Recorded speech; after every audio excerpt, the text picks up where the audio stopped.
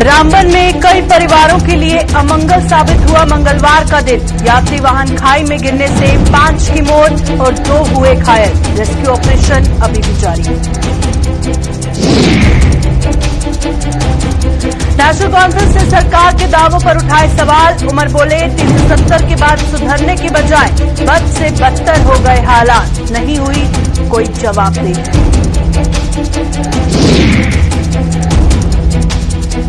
जम्मू कश्मीर में अर्धसैनिक कल्याण बोर्ड के गठन की उठी मांग। एक्स पैरामिलिट्री वेलफेयर एसोसिएशन के सलाहकार से मिलकर खोला मांगों का पिटारा।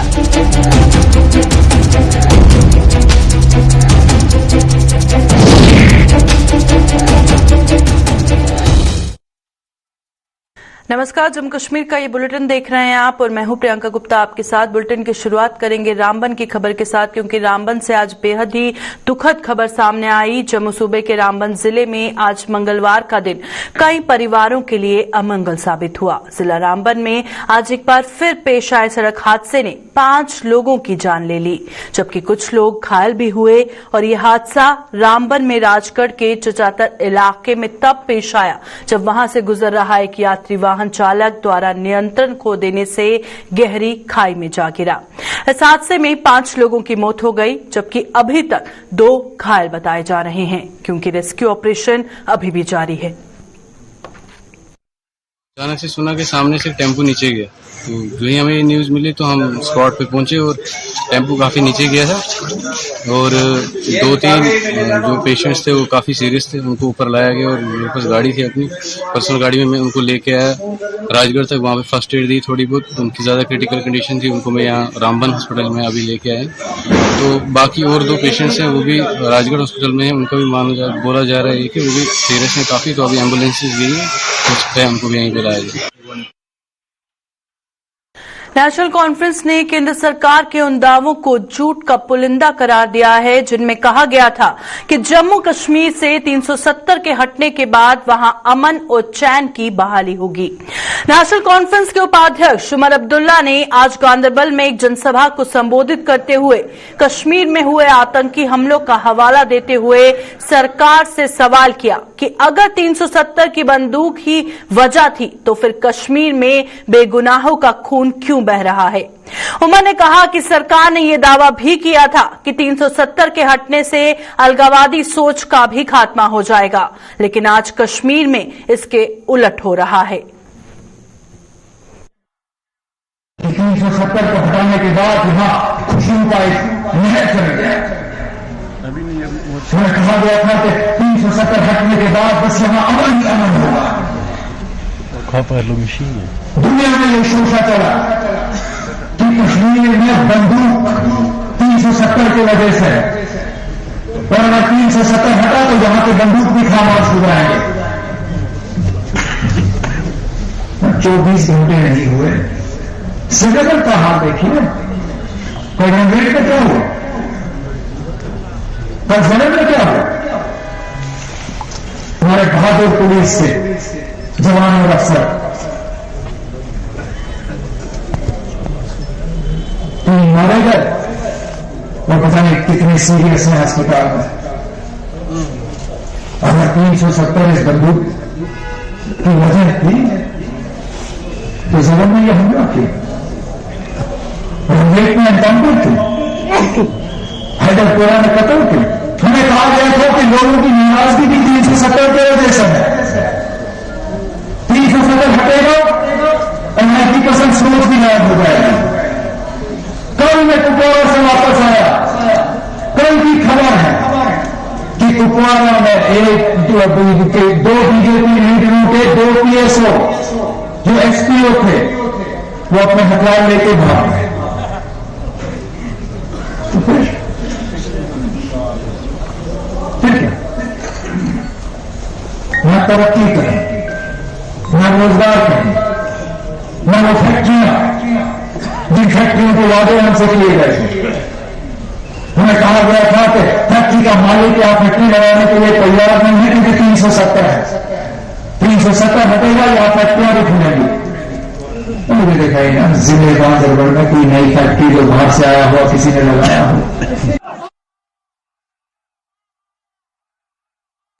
एक्स पैरामिलिट्री वेलफेयर एसोसिएशन ने जम्मू कश्मीर प्रशासन के समक्ष अपनी कुछ मांगों का पिटारा खोलते हुए उन्हें पूरा किए जाने की मांग की है।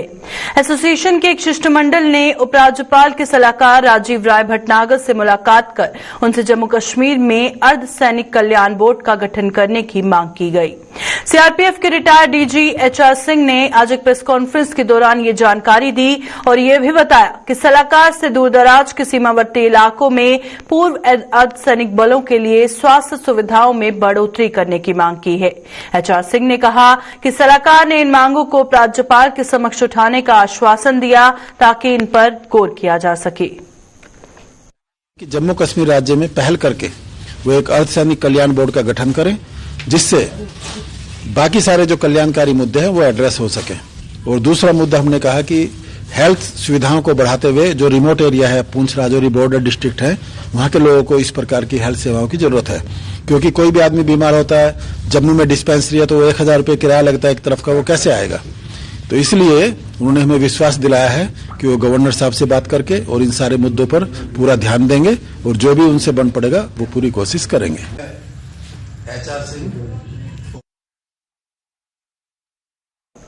आज से ठीक 22 साल पहले राजौरी सेक्टर में आतंकियों से लोहा लेते शहीद हुए नायक रजपाल सिंह को आज उनके शहीदी दिवस पर श्रद्धांजलि दी गई।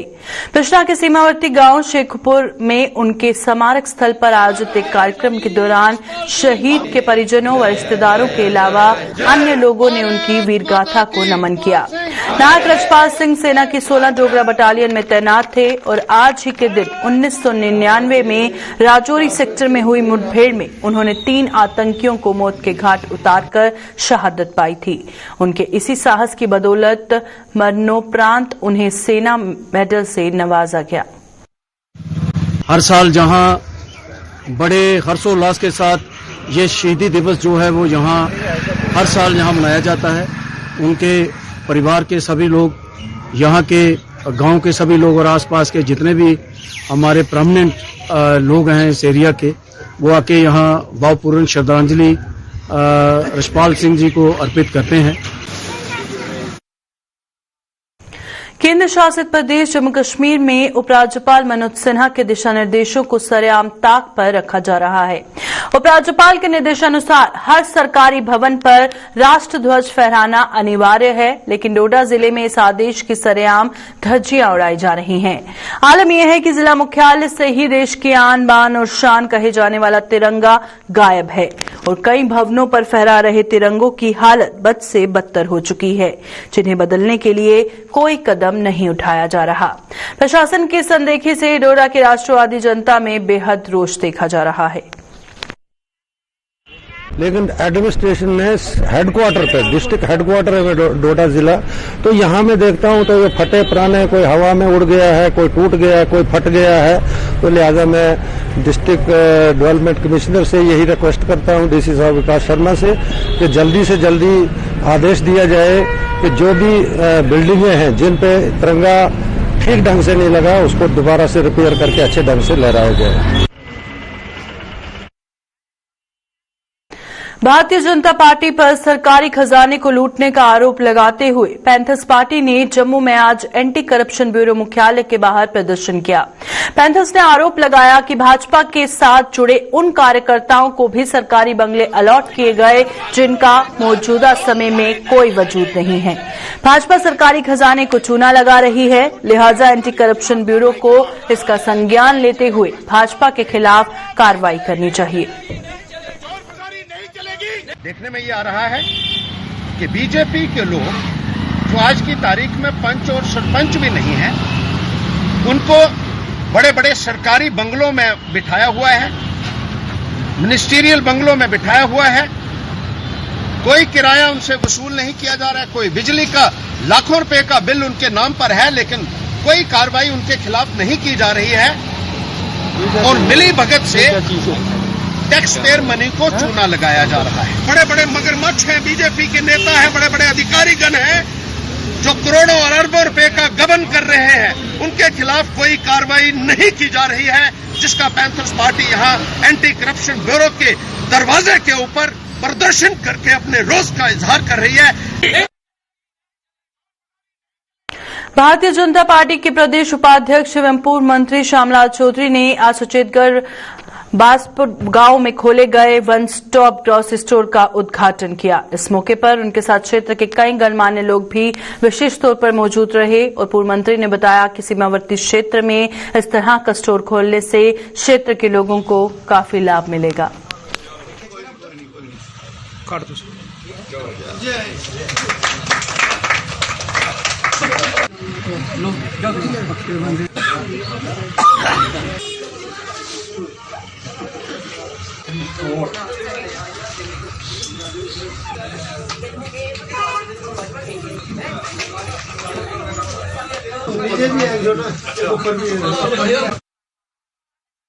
पूर्व सांसद और एनसीपी नेता अब्दुल रशीद शाहीन ने कश्मीर के मौजूदा हालात के लिए सियासी जमातों को जिम्मेदार ठहराया है। बारामूला में आज पार्टी कार्यकर्ताओं के साथ बैठक करने के बाद शाहीन ने गुलिस्तान न्यूज के साथ बातचीत के दौरान आरोप लगाया कि कश्मीर को रेजा करने में ये बिखरी हुई जमातें कोई कसर नहीं छोड़ रही।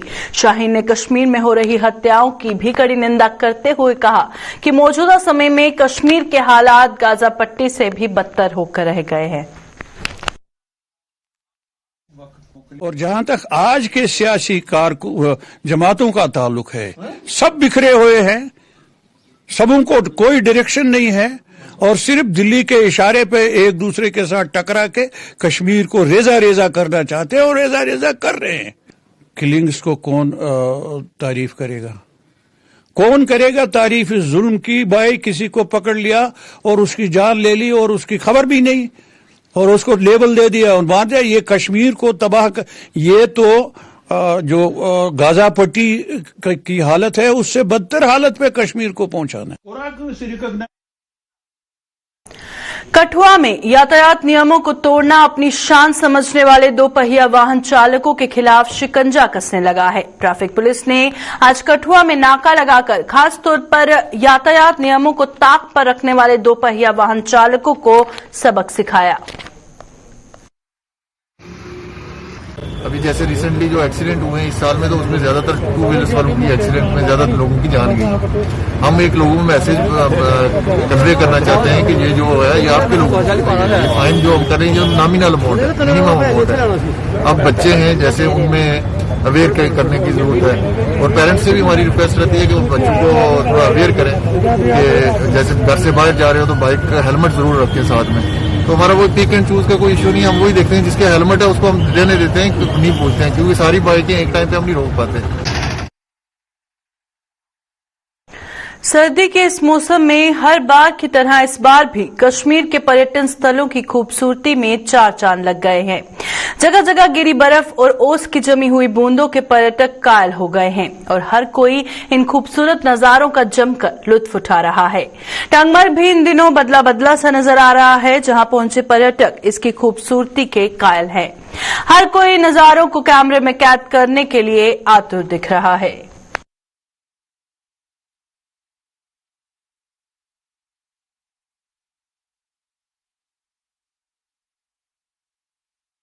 बहुत अच्छा लगा, जन्नत है वो। हाँ, बहुत खूबसूरत, बहुत अच्छा लग रहा है ये देखने पे।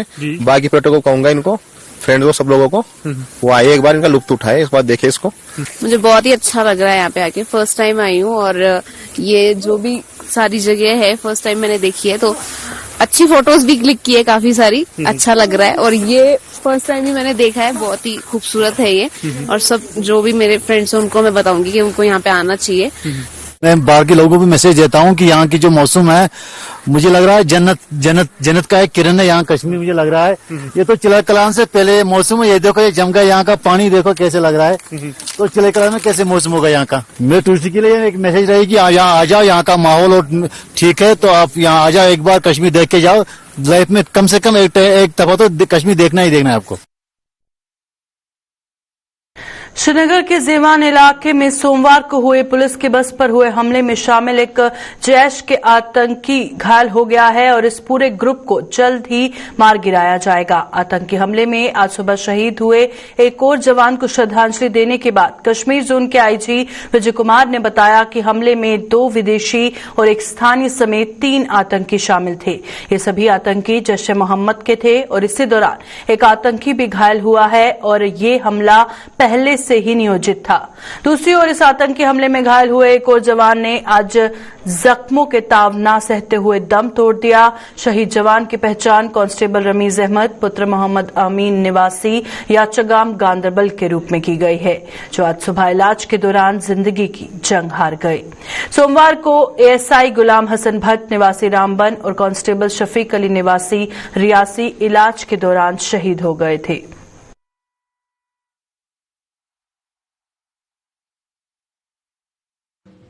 हमारे जवानों ने काफी फायरिंग किया था, जिसमें एक आतंकवादी जख्मी हुआ है। उसका ब्लड स्पॉट काफी दूर तक देखा गया है। ये खरू से पामपोर और तराल तरफ भागने में कामयाब हो गया। उसको हम लोग ट्रैक कर रहे हैं। बहुत जल्दी इस ग्रुप को हम लोग न्यूट्रलाइज कर लेंगे। और सबसे बड़ी बात है कि हमारे जवानों ने इतना अच्छा, उनका मकसद था कि अटैक करके वेपन स्नैचिंग करने का, और हमारे जवान ने रिटेलिएशन बहुत अच्छा से किया। एक वेपन स्नैचिंग नहीं हो पाया और इस ग्रुप को हम लोग बहुत जल्दी न्यूट्रलाइज करेंगे। प्लान अटैक था और जिस ढंग से हम देख रहे हैं कि उनको रेकी कर रहा है, पहले से रेकी किया होगा। ये देखता हो कि रूटीन में बस डेली ड्यूटी करके ऑफ होने के बाद शाम में आती है कैंप में। ये डेली रूटीन वर्क में बस आती है जाती थी और हम लोग को इनपुट बहुत मिला है, उसको फर्दर डेवलप कर रहे हैं और इस ग्रुप को जल्दी न्यूट्रलाइज करेंगे।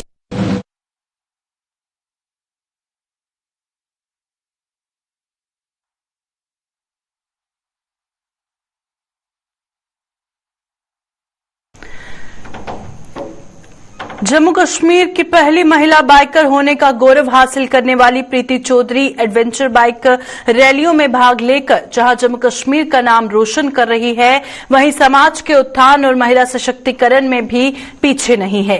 मिशन शक्ति के तहत प्रीति चौधरी ने जम्मू कश्मीर पुलिस में सब इंस्पेक्टर के लिए आवेदन करने वाली महिला उम्मीदवारों के लिए विशेष ट्रेनिंग प्रोग्राम शुरू किया है।